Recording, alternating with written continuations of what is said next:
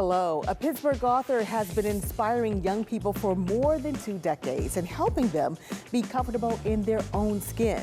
Now, the long-awaited third book of the trilogy is out. Sharon G Flake is here to tell us all about The Family I'm In. And it's an annual celebration in the Hill District, August Wilson's birthday block party. Organizers are here to tell us why this year will be bigger and better. Plus, a Black Tie Gala is coming to honor several community members who helped build Pittsburgh's community. So pull up a chair and meet me at the corner. Intersection starts right now.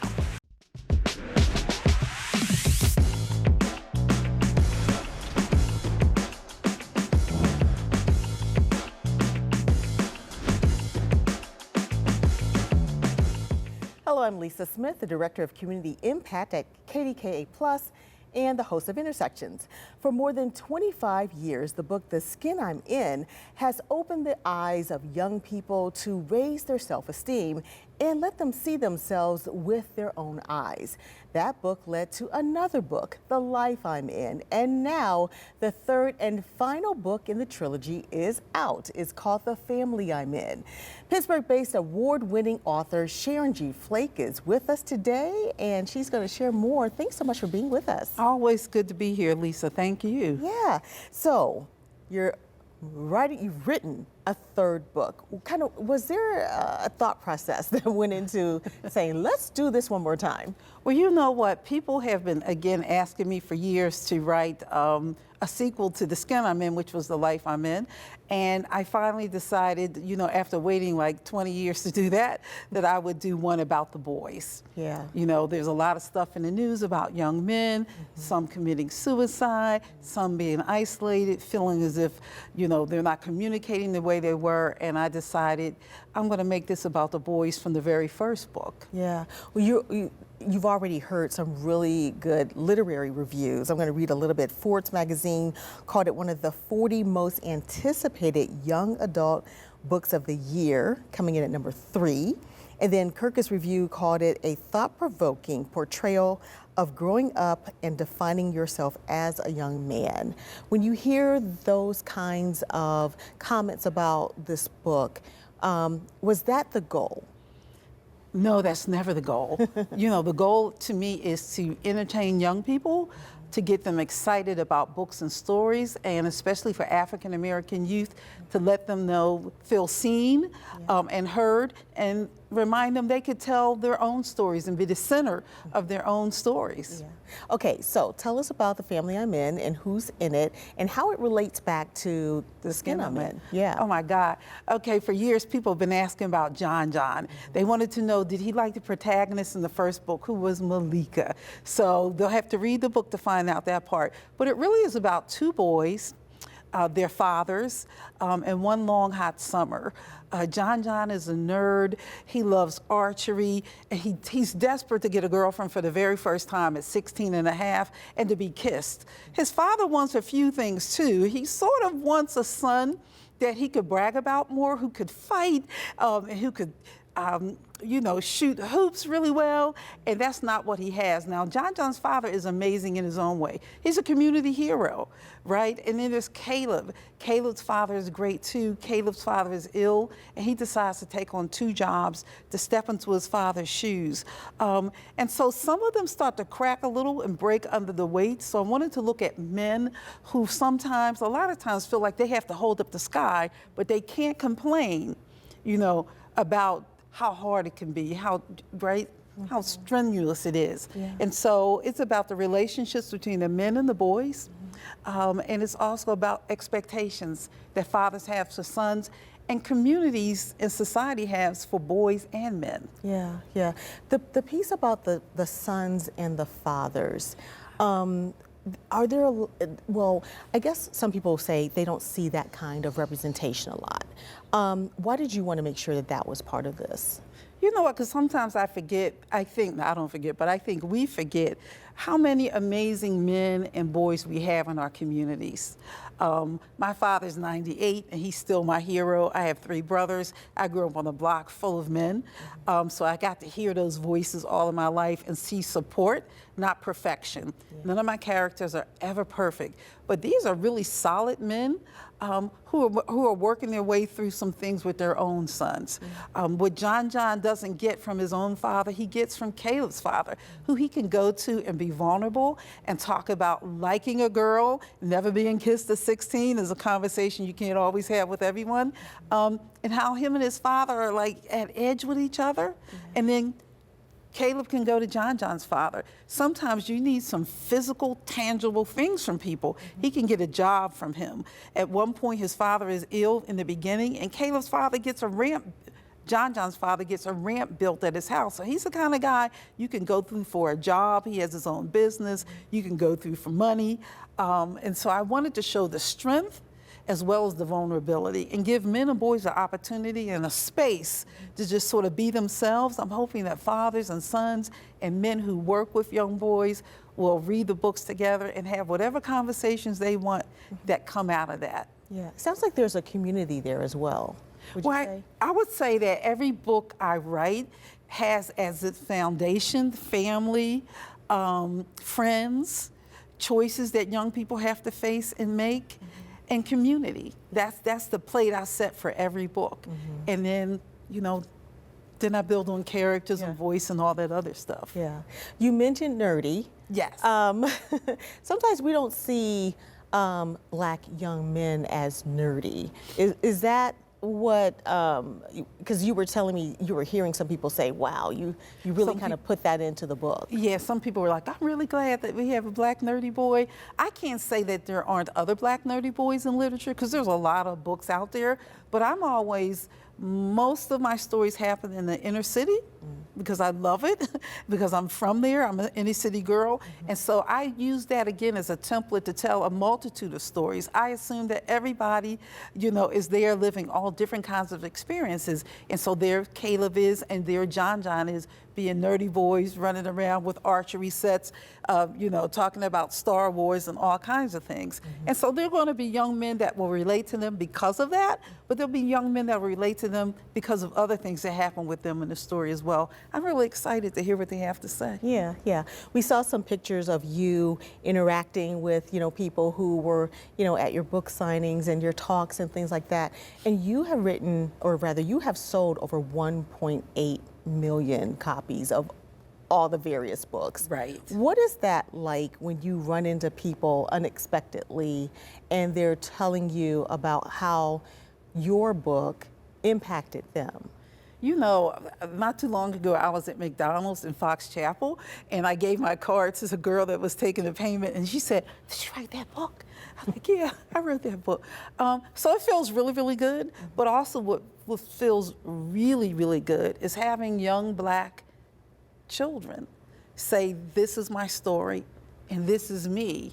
Right? And they don't have to explain themselves. They don't have to be apologetic for who they are and how they show up on the books and the paper. And that gets me really excited. Yeah. Well, you have a couple of events coming up where people can come out and see you. The one is going to be May 3rd. It's at, we have Adult Money Now book fair. Right. And that is at on 213 Smithfield, Emerald City. And then also you're going to be at the 2025 Greater Pittsburgh Festival of Books. Yes. See me at both places. Say hello, guys. Yeah. Well, thanks so much, Sharon, for coming. And I always enjoy when you come and talk about your books. And I'm sure people will go out and get the latest one, The Family I'm In. Well, you can get it at any bookstore. If it's not there, just call them up and ask them to order it for you. All right. Thank you so much. Thank you. All righty. Well, coming up, it's an annual celebration of Pittsburgh's renowned playwright, August Wilson. Intersections. We'll be right back.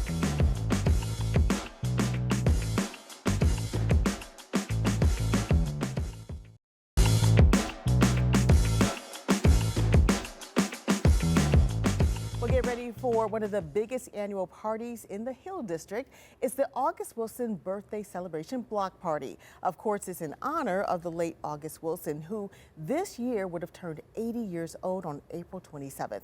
Joining us now with details on the big event are Denise Turner. She is the Executive Director of the August Wilson House.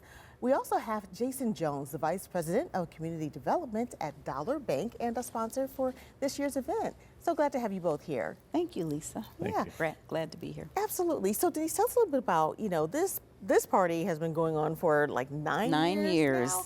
That's right. How did it kind of get started as a way to really celebrate August 4th? Yes. So the board of directors in a meeting just basically we wanted to figure out how do we give back to the community.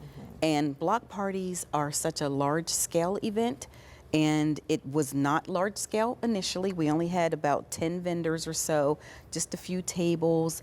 It was only, a couple of hours. And the next year we just kept at it, and it kept growing. Yeah. And then when Dollar Bank came aboard in 2019 with Fantasy Zellers from Bounce Limited Entertainment, it just took off. So Jason, tell us a little bit about Dollar Bank's involvement over the years and why this was something Dollar Bank wanted to be part of. Well, much like August Wilson, who talked about the community, Dollar Bank's all about the community. And so it was very, very important that we align with community organizations that, are, doing real work in the community and really kind of celebrating this community in general. Yeah.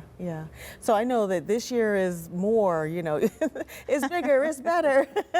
So tell us a little bit about, some of the things that people will see this year, that they typically will see, and then like what's maybe the new things this year. So, every year we have to expand. We're really proud of our children's activities and area. It's down Cassett Street and on Cliff right by August Wilson Park. And it's really, really grown. This year we will have the Cyber Bus. Jerome Bettis' Cyber Bus is coming. So we're really excited about that. We're doing a mac and cheese contest, which I cannot wait to taste that. Are you going to make some, or? Well, it's whatever I don't know their secrets. Okay. But I can't wait to taste it. Are you a judge? No. Okay. I'm not a judge. I just want to dip Yes. and taste. And so that's something. Those two things are really new for us. And we will have our main stage as usual with DJ Selecta and Black Steel, the MC, and then we will have another DJ, Kerry Beckley, and he will be down by the house doing line dances. We will have a tent right outside the house for seniors, covered tent with tables and chairs so that they can be comfortable and sit and enjoy watching everything, or they can get up and do a line dance. And all the normal stuff, the foam for the children, the bubble house, all of the vendors, food trucks, competitions, dances, spoken word, all of the normal things that we can't wait to see. And our Legacy Award too. We give a Legacy Award out to someone who exemplifies commitment and dedication, cultural awareness to the community. So we're really excited about it. And I know the lip sync battle, that's a thing that people really like to see. I know, and I miss it every year.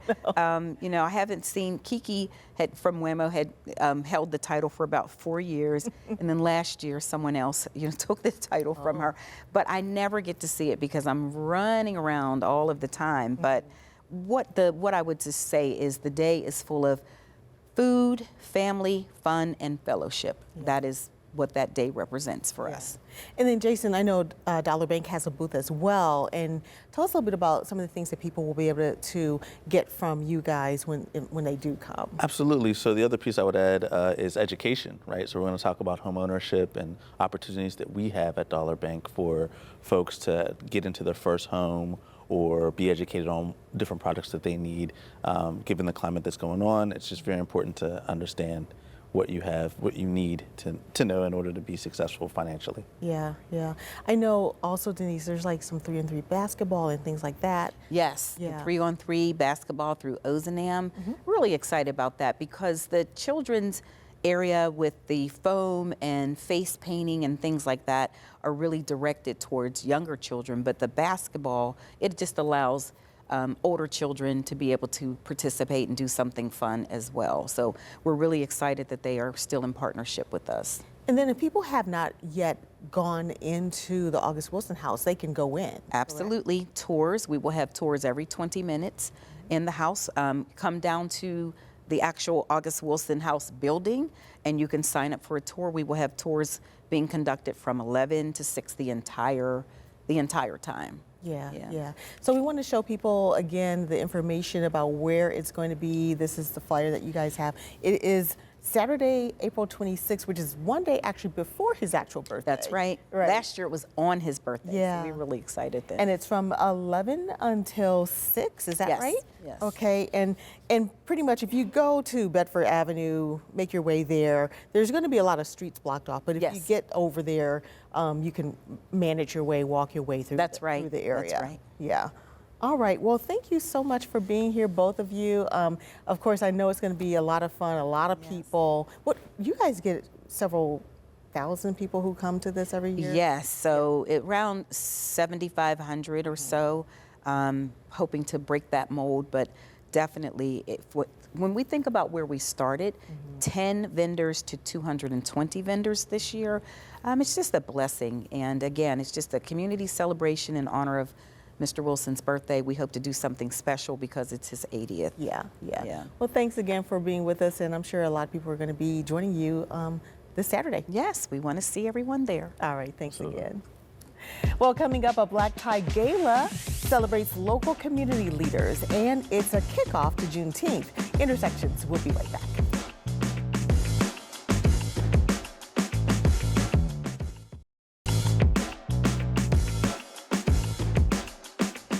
Well, for 10 years now, Stop the Violence Pittsburgh has held a star-studded gala to celebrate people doing great things in and around Pittsburgh. This year's event will honor 5 Pittsburgh community members for their work at the Black Tie Honors Gala on May 29th. Joining us now to share more details is William Marshall, the founder of Stop the Violence Pittsburgh, and one of the honorees for this year, Aaron Perry, who is the executive director of the Legacy Arts Project. Thank you both so much for being with us today. Thanks for having us. Thank you. Absolutely, yeah. So, everyone calls you B. B, tell us a little bit about, how Stop the Violence Pittsburgh started in terms of the gala. I know that the organization was in existence, but then you thought a gala would be a great way to kind of broaden things. Tell us a little bit. Yeah, we started the organization actually in 2013, but in 2015 we decided to add a gala component to the festival activities to try to recognize some of the unsung heroes in our community that are doing so much positive work in curbing violence, educating us, helping us with economic impact. There's so many things, our youth development, things of that nature. So it's been a great succession of events over the past 10 years. Yeah, and I know you were saying initially, you guys probably started a little smaller, it was fashion show and things like that. Most definitely. We're going to try to bring back that fashion show. Okay. But yeah, we started a little smaller. It was a one-day event down at the, I forget even where the location was at. Yeah. But now it's became one of the premier events within the city of Pittsburgh. Yeah. How would you say really it has changed over the 10 years that it's been around now? It's grown in popularity. A lot of people call me because they want to be recognized, things of that nature. We try not to succumb to that type of peer pressure. We try to recognize people who are actually doing the work quietly and are not, out there bragging about themselves. Somebody like Erin. So that's why we selected her as one of our honorees this year. I've been knowing her for about, as long as we've been doing the Juneteenth celebration. She probably doesn't remember, but they danced at one of our first festivals in 2015 down inside of Market Square. So Yeah. I've been watching her from afar. Yeah. So Aaron, when you got that call to say, hey, we're going to recognize you and Legacy Art Center, tell me about what your reaction was, and tell us also about what you guys do. Yeah, so when I received the email notification that I had been selected for the Arts and Culture Award, I actually gasped. So at Legacy Arts Project, we do an annual event where we honor folks in the community, and they always have such gratitude for the being able to be recognized by their own community. And so it was one of those moments where I had the same feeling, where just to have the instance of being recognized by your community for the work that you've done, for the time that you've done it, is an honor. And so it really felt like a gift to have that honor come my way. And so just a little bit about legacy. We're a 20-year-old organization, actually 21 this year, and we've been doing arts and culture in the community the entire time, with the notion being that being able to engage in arts and culture of the African diaspora, you learn about yourself. And the more that you learn about yourself, the more that you're equipped to make better decisions for yourself, your family, and your community. So we do programming inside of our facility. We're located in Homewood, and we have youth programming that is a Saturday Institute right now. We're getting ready for our summer camp. We have community programming, which are dance classes on Wednesdays. I'm a teacher, our Wednesday class, and then we have a Saturday class with another Pittsburgh legend by the name of Norma Jean Barnes, who teaches an Afro-modern class. And then we have our annual events. So Dance Africa is coming up in the summertime, and then we also do our Keepers of the Flame Awards, and we do an Africana Wellness Conference. So we have a year-long of robust programming for youth, adults, family, community, and really looking to engage people in wellness practices that uplift themselves, their families, and the community. Yeah, so we see why you were selected. So B, tell us about some of the other people who were selected. So we are going to honor a UPMC executive this year. He's one of the great people in our community that actually does stuff. He started a Stop Anti-Violence initiative inside of his organization. So we're going to recognize him with Morton Stanfield from Dollar Bank. He's one of our economic developers and partners that help us with funding to actually do the Juneteenth celebration. Our third person is Lisa Coulter. Make sure I say her name right. And she's works for the city of Pittsburgh, and she's been on the fire department for like maybe 25 years. So we want to recognize her. And then Melissa Dunn, she's with PBG.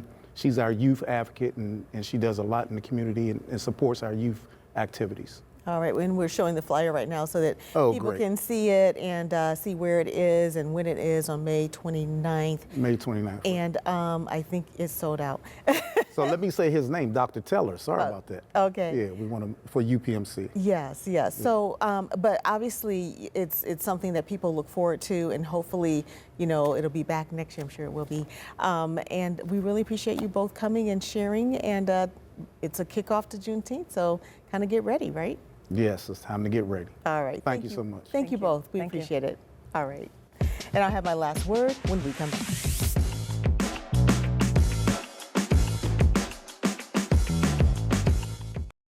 Relationships. If you think about it, much of what we do is based on our relationships with friends, families, and neighbors.